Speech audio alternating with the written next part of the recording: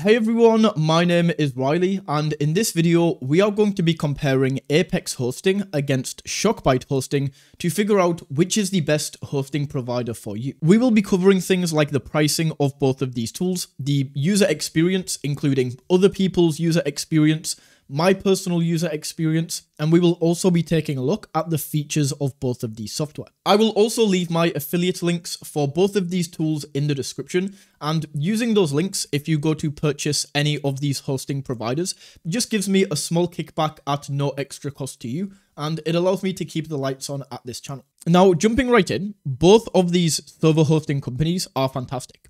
So if we look at the reviews right here, we can see Shockbyte has a 4.2 star rating on Trustpilot, and Apex is the slightly higher at 4.5. The main difference here though, I wouldn't say it's in the star rating, I would actually say it's in the amount of reviews. Shockbyte has a lot more reviews, right? It has 9.3 thousand reviews, and Apex only has 714. So Shockbyte is a far bigger company, and because of this, I assume this is why Shockbyte can have a lot lower pricing. Like, the pricing on Shockbyte is usually, depending on what game, but usually for most games, Shockbyte is going to be like half the price, which is crazy, right? And I think this is purely speculation. I think it comes because they're a bigger company and they have more monthly recurring revenue. They have a lot more users, so they can afford to like drop the price for each user and still probably make more money than Apex. Now, the only game that I think isn't a lot cheaper on Shockbyte, it still is cheaper, is Minecraft. So we will cover most of these games throughout this video, but just realize that most of these games are going to be a lot cheaper on Shockbyte.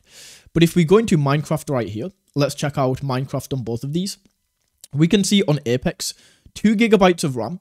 So this is really the minimum that you want to be playing with on Minecraft. We can see this on Apex is going to be $5.99 for the first month, and then $7.99 every month after that, recurring billing, right? And then on Shockbyte, this is 1 GB of RAM, so just don't go with this. Like, you'll struggle to run a decent server on this. The minimum realistic requirement is 2 gig, so $5.99 per month, and then it stays like this. So we are going to be paying like $2 per month more on this 2 GB of RAM. Not the biggest difference, right? And then if we go up to, let's say, 8 GB of RAM right here, this is $24 per month on Shockbyte. And on Apex, $27 per month after the first month.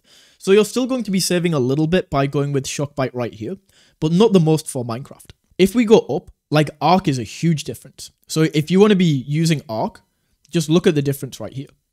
Let's say 10 GB of RAM is like the minimum. And I will say this as well. Apex can sometimes sell you like a lot lower than you need. Like 4 GB of RAM for a server on Ark, you're going to struggle with this.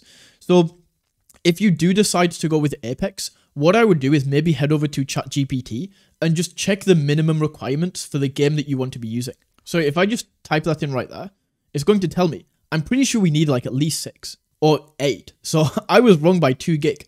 But imagine you buy like a 4 GB of RAM package on Ark. Your server is going to be terrible. Like, it's going to be super laggy. So this is something I would watch out for on Apex. They can sometimes undersell you on the server that you need.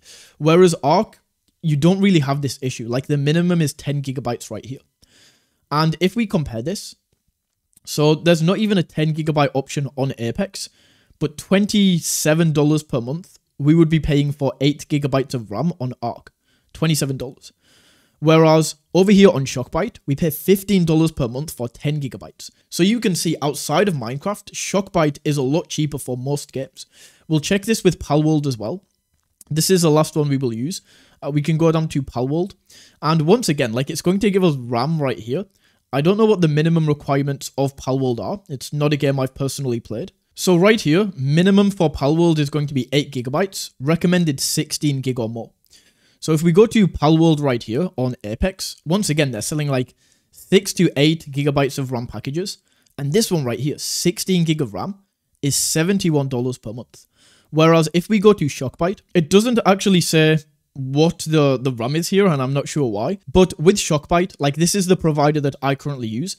I would be more than confident actually purchasing one of these plans because I know that Shockbyte don't undersell like Apex sometimes can. So that is the first thing. Now, I want to get into my personal experience with both of these, and my personal experience is I first of all went with Apex because I assumed, and I'd seen online, that Shockbyte, the customer service isn't as good.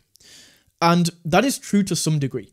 So just to show you, if I go to Shockbyte right here, and we go to the customer service, they won't put me through to somebody. They will not put me through to a live agent right now. So if I go to type something in this chat, like, I need help with my server, this is going to be like an automated chatbot that will get back to me. So look, chatbot, and then I can ask for a human. I need a human. They won't give me one. They'll basically say that I need to email support, and it's not really as good. I prefer a live chat especially when I'm hosting. If my server could go down, I want to ideally be able to go to customer service and talk to somebody right here. And this chatbot is going to try and help me figure it out. So you could go through with the chatbot, but if I ask for a human, they are basically just going to tell me, put a ticket here. It really doesn't feel as good. And then finally, we get to this. If you need help, reach out to the support team. We can go to this page right here, and it's basically going to get us to open a ticket. Whereas with Apex, their customer service is phenomenal. Like, it's fantastic. Right now, it's currently 10:39 a.m. in the UK, which is like 7:30 a.m. EST, and they still have like live agents that are ready to go. I can go in here, enter my information, Minecraft support, and they will put me through to a chatbot at first. So this is a chatbot right here, but I can say my Minecraft server isn't working. And within like seconds, after I go through a few messages right here, boom, instantly, I'm now in a live chat with a person. As I was saying, this is the reason that I went with Apex. I was like, I'll eat the high price. I just want the good customer service.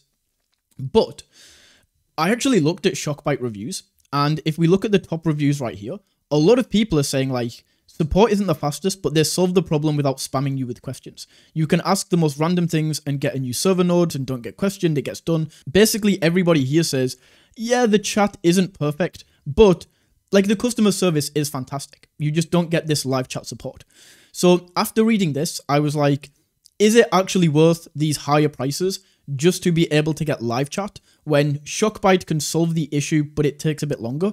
Probably not, especially when the prices are like half price. So what I would say is if you need a game outside of Minecraft, honestly with Minecraft, I would probably go with Apex and play slightly more just to get this.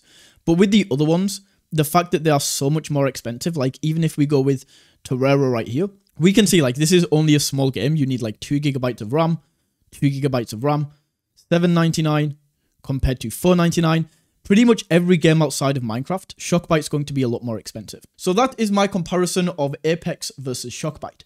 If you got value from this video in any way, all I ask is that when you sign up to either of these two tools, you use the links down in the description because, as I mentioned at the start, I do get a small kickback at no extra cost to you. Also, don't forget to smash that like button and tap that subscribe button. And until next time, take it easy.